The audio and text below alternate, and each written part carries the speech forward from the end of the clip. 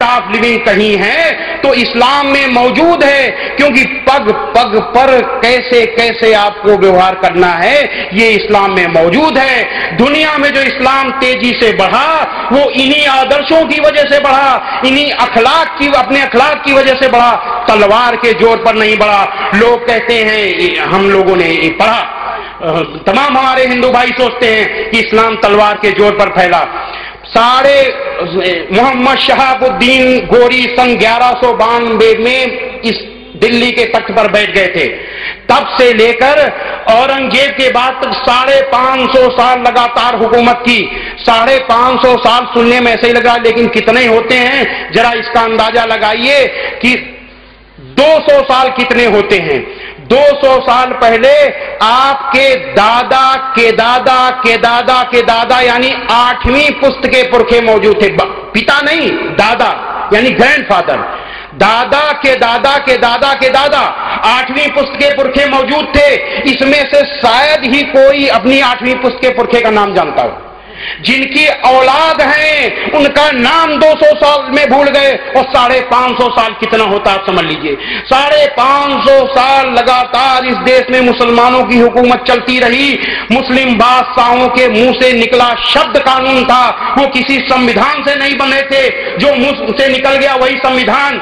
इसके बाद भी 550 साल की लगातार हुकूमत के बाद जब इस देश में अंग्रेज आए तो मुसलमानों की संख्या केवल 20% थी, केवल 20%। अगर इस देश में तलवार के जोर पर इस्लाम फैला होता तो एक भी हिंदू न दिखाई देता, सारे के सारे मुसलमान होते। कोई रोकने वाला नहीं था उनको निरंकुश शासन था। लेकिन ऐसा नहीं हुआ। ये अंग्रेजों की डिवाइड एंड रूल की पॉलिसी की वजह से इतिहास लिखाया गया। और सबसे बड़ी बात है कि अंग्रेज विदेशी थे, उन्होंने इतिहास लिखाया सो लिखाया। 1947 में जब देश आजाद हो गया, देश की बागडोर ऐसे व्यक्ति के हाथ में आई जो अपने को इतिहास का विद्वान बताते थे, जिन्होंने डिस्कवरी ऑफ इंडिया लिखा। उन्होंने इस इतिहास को क्यों चलाया, इस झूठे इतिहास को क्यों चलाया, और लगातार 30 साल वो एक हुकूमत करते रहे और लगातार वो इतिहास पढ़ाया जाता रहा। आज भी पढ़ाया जा रहा है। मूल आजादी के बाद के 64 सालों में से 58 साल, 59 साल, लगभग 59 साल ये सेकुलर इस देश में हुकूमत करते रहे और मुसलमानों के वोट पर हुकूमत करते रहे सेकुलर। इसके बाद भी इस इतिहास को क्यों नहीं बदला गया? ये बहुत बड़ी चाल है जिससे कि जो गैर मुसलमान बहुसंख्यक हिंदुओं के बच्चे मुसलमानों को अपना दुश्मन समझें, उनको अविश्वास की नजर से देखें, उनसे नफरत करें, उनके साथ बैठने के लिए, उनके साथ जुड़ने के लिए तैयार न हो। मुसलमान कमजोर रहे और कमजोर रहकर इन लोगों की बैसाखी बना रहे, इन लोगों के सहारे रहे। इसलिए बहुत बड़ी चाल थी डिवाइड एंड रूल की पॉलिसी। अंग्रेज चले गए, लेकिन पॉलिसी को इस देश के सेकुलर लोगों ने पकड़ लिया और मुसलमानों के जज्बातों को भड़काकर मुसलमानों के जज्बातों से खेलते रहे, हुकूमत करते रहे, और इस देश का मुसलमान उनकी इस चाल में फंस गया। सबसे बड़े दुख की बात है। तो औरंगजेब, बात अधूरी रह जाएगी अगर औरंगजेब का नाम नहीं लेंगे। औरंगजेब को सबसे ज्यादा बदनाम किया गया। अभी हमने कुरान मजीद की आयतें सुनाई, कितने उच्च आदर्श हैं।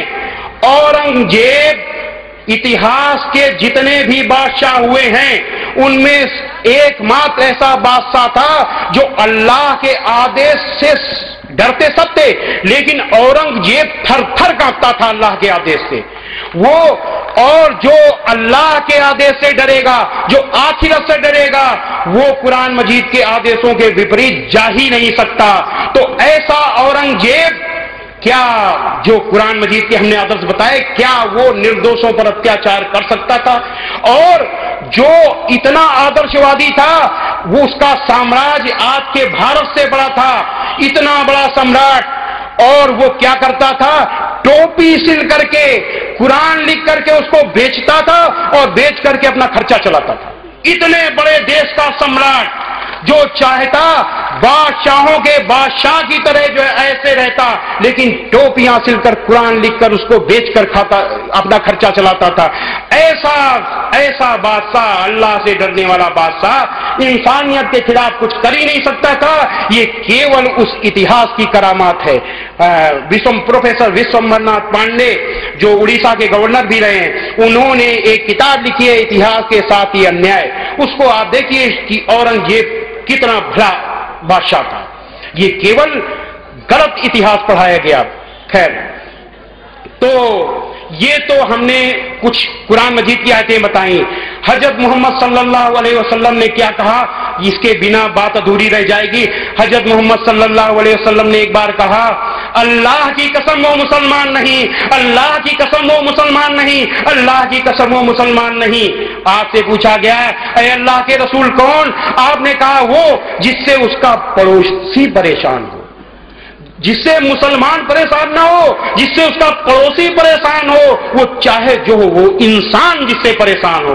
ये हजरत मोहम्मद सल्लल्लाहु अलैहि वसल्लम, ये इस्लाम। और एक बार कुरान मजीद की एक आयत है, आयत सूरा नंबर 7 की आयत नंबर 199 में अल्लाह आदेश देता है कि ऐ मोहम्मद, क्षमा की नीति अपनाओ और भलाई का हुक्म देते रहो और अज्ञानियों से किनारा कस लो। हजरत मोहम्मद सल्लल्लाहु अलैहि वसल्लम अल्लाह के आदेशों पर अक्षरशः चलने वाले, आप क्षमा की मूर्ति थे।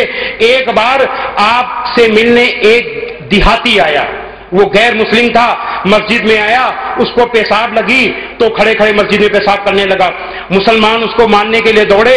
हजरत मोहम्मद सल्लल्लाहु अलैहि वसल्लम ने देखा और कहा, खबरदार, उसको मारना नहीं। मुसलमान इस दुनिया में लोगों को दुश्वारियां पैदा करने के लिए, परेशानियां पैदा करने के लिए नहीं आया। मुसलमान इस दुनिया में रहमत के लिए आया है। जाओ एक डोल पानी लाकर इसको बहा दो और इसको केवल समझा दो। लेकिन क्या मुसलमानों का अखलाक जैसा है?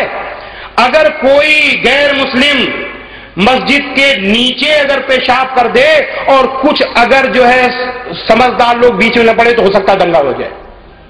वो सब्र नहीं है जो अल्लाह के रसूल सल्लल्लाहु अलैहि वसल्लम ने दिखाया। एक बार एक गैर मुस्लिम आपके पास आया और बड़ी बदतमीजी से बोला, कहने लगा, ऐ मोहम्मद, मेरे ये 2 ऊंट हैं और ये जो तुम्हारे पास माल है ये न तुम्हारा है न तुम्हारे बाप का, इसको हमारे ऊंटों पे लाद दो। अल्लाह के रसूल सल्लल्लाहु अलैहि वसल्लम को जरा भी गुस्सा नहीं आया। आपने हंस करके कहा कि ये माल मेरा नहीं है, ये अल्लाह का है। अच्छा ये बताओ कि तुमने जिस तरीके से बात की है, क्या तुमको जरा भी इससे डर नहीं लगा? उसने कहा, नहीं, बिल्कुल नहीं। आपने कहा, क्यों? उसने कहा कि मुझे विश्वास है कि तुम बुराई का बदला बुराई से नहीं देते। अल्लाह के रसूल सल्लल्लाहु अलैहि वसल्लम के बारे में गैर मुस्लिमों को भी इतना विश्वास था। अल्लाह के रसूल सल्लल्लाहु अलैहि वसल्लम हंसे और हंसकर आपने एक ऊंट पर जौ और एक ऊंट पर खजूर लदवा दिया। यह है इस्लाम। ऐसे इस्लाम को इस्लामिक आतंकवाद से जोड़ने वाले और भगवा आतंकवाद की बात करने वाले और इस्लाम को या किसी भी धर्म को आतंकवाद से जोड़ने वाले लोग, ये सारे के सारे स्वार्थी हैं और ये सब नेताओं का काम है। ये लोग चाहते हैं कि हिंदू आतंकवाद, मुस्लिम आतंकवाद, भगवा आतंकवाद की बात उछालें, हिंदू और मुसलमान में नफरत पैदा हो, ये लोग लड़ें, हम थोक वोट लें और खूब आराम से हुकूमत करें और इस देश को लूटें।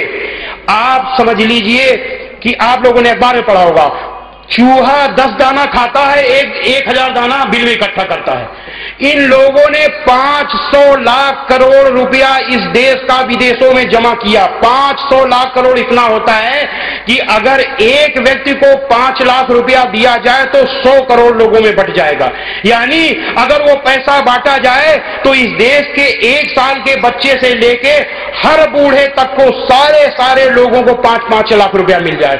इतना पैसा जाकर के विदेशों में इकट्ठा कर रखा है लूट लूट कर।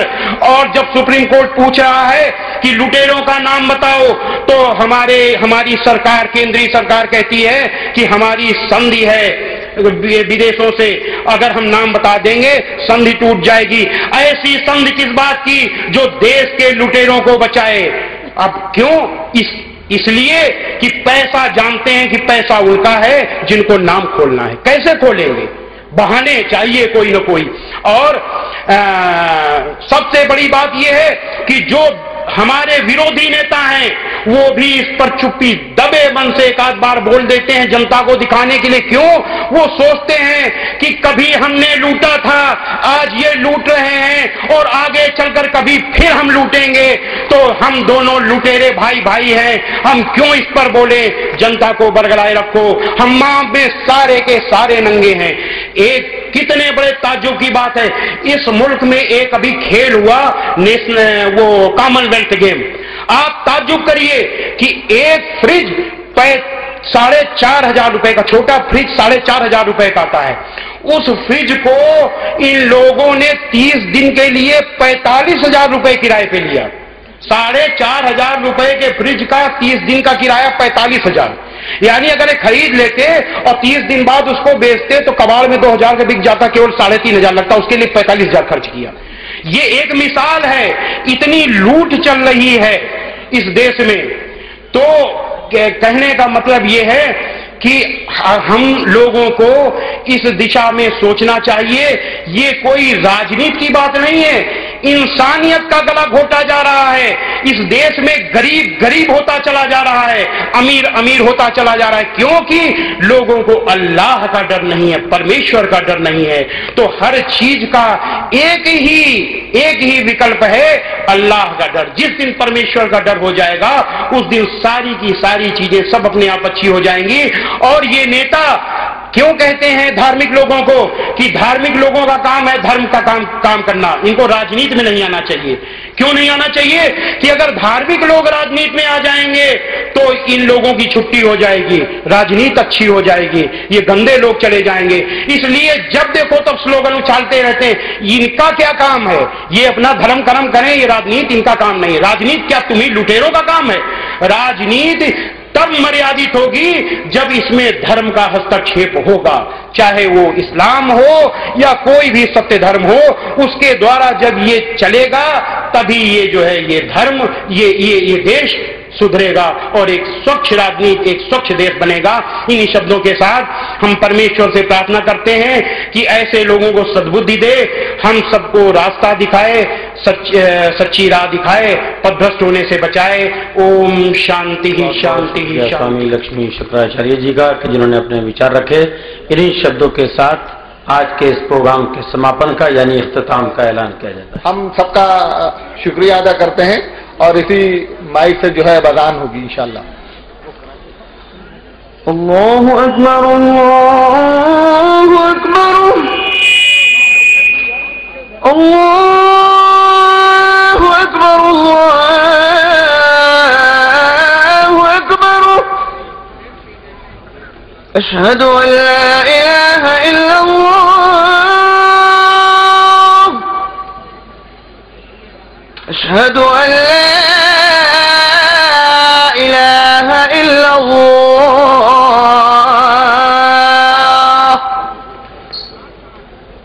अशहदु अन्ना मुहम्मदर रसूलुल्लाह,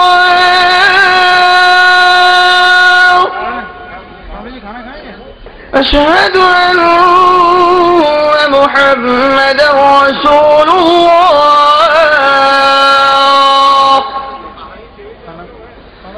हय्या अलस्सलाह,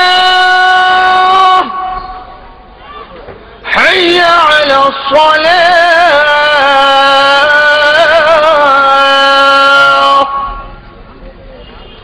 हय्या अलल फलाह, हय्या अलल फलाह।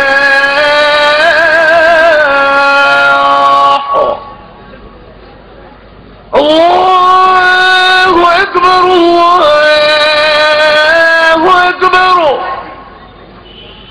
لا